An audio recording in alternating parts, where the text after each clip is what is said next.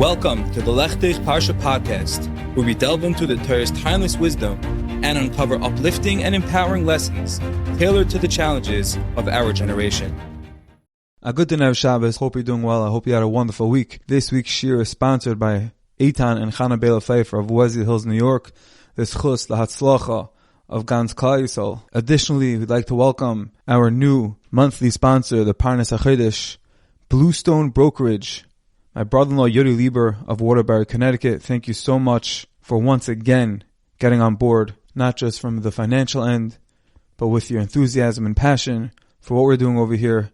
And thank you so much for your support. May it be a schus, for atzalacha, for you, for your mishpacha, and for all that you do. In this week's Parshas Korach, we encounter the famous episode, the revolt of Korach ve'Adasai, Korach and his assembly against Moshe Rabbeinu. After Korach's campaign, after he gathered men to revolt and overthrow Moshe Rabbeinu, with nowhere to turn, to prove himself right, he told Korach, we're both going to bring karbanos to Hashem. We're going to have a showdown. We're going to both bring fire pans tomorrow in the morning, and whoever's carbon Hashem receives, that's going to be the barometer to show who is really suitable for leadership and to be the future manig and to continue leading Klal Yisrael. And we find a puzzling tefillah, a puzzling request, which Moshe Rabbeinu asked HaKadosh Baruch Hu, which went as follows: Vayichel Moshe Ma'od. Moshe became enraged. Vayimer el Hashem, and he told Hashem, Al teifen el minchasam, please do not pay attention to their offering. I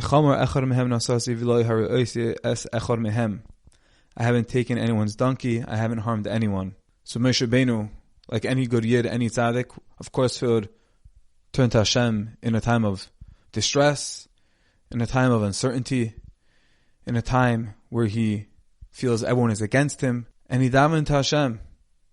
Now, of course, the actual tefillah, the actual turning to Hashem makes a lot of sense. That's what we all do in Be'ez Tzara. But the question is, why did Moshe Rabbeinu have to daven to Hashem?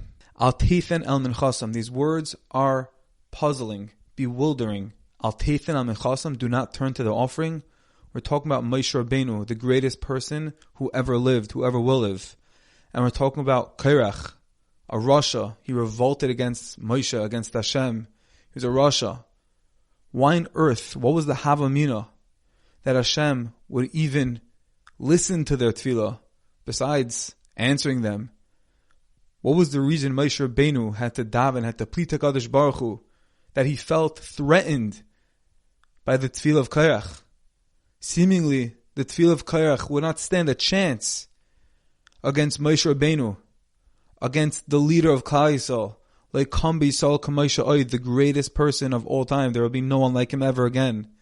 He was the Eved HaKadosh Baruch Hu. He was the closest HaKadosh Baruch Hu, Panim al Panim.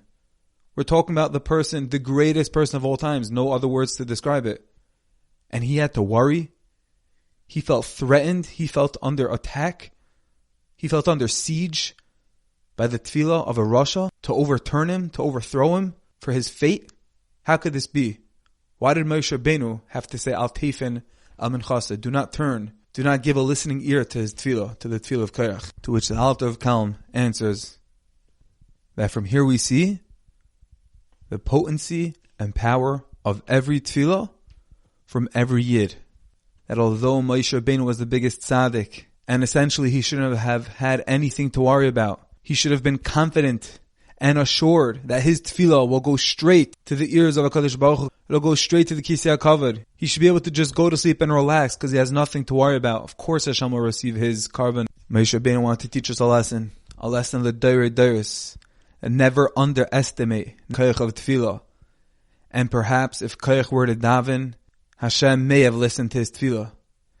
And Moshe Rabbeinu was telling us, don't forget, every tefillah of every yid, no matter how far they strayed, they also have a direct line to Kadosh Baruch Hu. Hashem is listening to everyone's tefillah. The Alter adds, Midah Tova Meruba, we can learn the positive side tenfold. If Moshe Rabbeinu was worried that HaKadosh Baruch Hu was going to listen, he was going to heed the voice, the tefillah of a Rasha for the downfall of Moshe Rabbeinu himself, something so terrible, such a calamity, Kal v'chomer, how much more so does Hashem listen to the tefillahs of each and every one of us when we're trying to do good, when we're trying to get closer to HaKadosh Baruch Hu, when we're trying to improve ourselves, to elevate ourselves, exalt ourselves, to do more mitzvahs, to do better and greater, achieve more in our ruchnius. How much more so is Hashem listening to all of our tefillahs? Now, of course, there's always the atzis hayetzer, the tactics of the Yetzer Hara, and he says, look, you're davening, you're crying, you're davening for yourself, you're davening for your friend, for personal yeshuas, for personal atzalacha, for your friends atzalacha, for his shidduch, for her shidduch, for their kids, for our health, for happiness, for simchas achayim. There's a million things that we need. And we daven and daven and daven. We go to sleep and we cry and we daven again and again and again. Shachas mincha marv, day after day. And sometimes we find or we feel unanswered. But we should never forget that no tefillah goes unanswered. That the gates of tears, as we know, are never closed. Sha'arei tefillah lo yinalu. The gates of tefillah are never locked. And there's no tear that goes in vain. The greatest nechama, the greatest consolation that we can have when we're waiting is that the Melech Malchei Amlachim, Hashem, HaKadosh Baruch Hu, the Kol Yachol, the Omnipotent, the Omnipresent, the Meloi Chol Ha'aretz Kevodah, He's the one that hears our tefillahs. He's the one that will answer our tefillahs. And if not the way we want or when we want, He'll allocate it properly to where it's needed, when it's needed, and that in itself is the greatest nechama. It's also so important to remember the whole point of tefillah is not for the answers, but as Rav Chaskel Abramsky writes in his sefer Ar Yecheskel, V'zu mataras tefillah. This is the purpose of tefillah, lahargel atzmai bebakashas lakadosh baruch Hu, that one should become familiar with asking Kadosh Baruch Hu, she'ein biyadei koyach, that I, the one asking, have no power, v'rak HaKadosh Baruch Hu ha'anoisin, and it is only HaKadosh Baruch Hu has the ability to give. V'ayedeze yashush b'kirba yisoides hamunah v'hashgacha, and through this the foundations of faith and divine care take root within oneself. That's the point of tefillah. That's the point of davening. Of course, the answers, the results are what we hope for, of what we anticipate and want. But at the end of the day, the point is the connection. The point is realizing that we're nothing and that Hashem has the bigger picture and we're here just as His moving pieces, and we have to do whatever we can to try to bring Him nachas, to be mamlech kavod shemayim, to be marbe kavod shemayim. But more than that, we can't do more than davening, and we have to put all of our bitachon, all of our emunah in Kadosh Baruch Hu, and leave the results up to Him. Another pitfall that sometimes we may feel in davening is that we're spaced out, lacking kavanah. Sometimes the davening is long, and we're not connected. There's an unbelievable maisa with the Chafetz Chaim. One time there was a yid, a baker, who owned a bakery in Europe, and he came to the Chafetz Chaim frustrated, and he said that every morning he would wake up very early and prepare all the goods for his customers, and he worked so diligently to have everything perfectly set up and everything ready on time. And despite all of his efforts, the people of the shtat, they would come by and they would examine the bread and the cakes, and they would touch it, they would smell it, and ultimately they would ruin the products and they wouldn't even buy it, which obviously caused a lot of anguish to this baker. So he expressed his tsar and he vented to the Chafetz Chaim. A few years passed and World War I broke out, and the baker told the Chafetz Chaim that despite all the obvious tragedies going on with all the Yidden being killed, he said his business personally was doing very well and he was thriving financially. The Chafetz Chaim, perplexed, asked him, what's pshat? How is that possible? To which the baker answered that as long as there was time to scrutinize, to touch, and to examine, that's what people would do. But during war times, where people are on the run and they're happy with whatever they can get, there's no time to scrutinize. There's no time to investigate. Is this good bread? Is it not good bread? Could it smell better? Will it smell better? Was it better?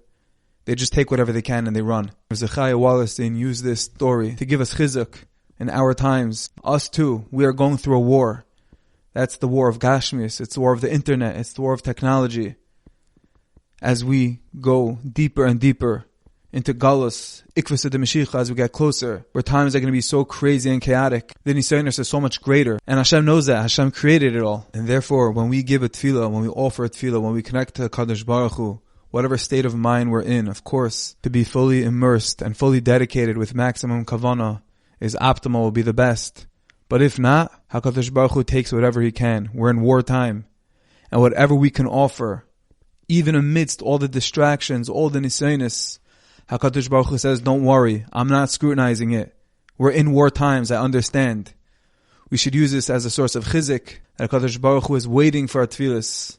Hashem listened to the tefillahs of Korach, which Moshe Rabbeinu had to protect himself and needed assurance, and he had to daven to counter the tefillahs of Korach and say, Al teifen al minchasai, don't turn to his mincha, don't turn to his garvin. We have to remember that HaKadosh Baruch Hu Kam v'chomer is waiting for all of our tefillahs. He is excited for all of our tefillahs. He's waiting for that connection, and whatever we bring to him, HaKadosh Baruch Hu is happy. So never doubt, never underestimate the koach of tefillah.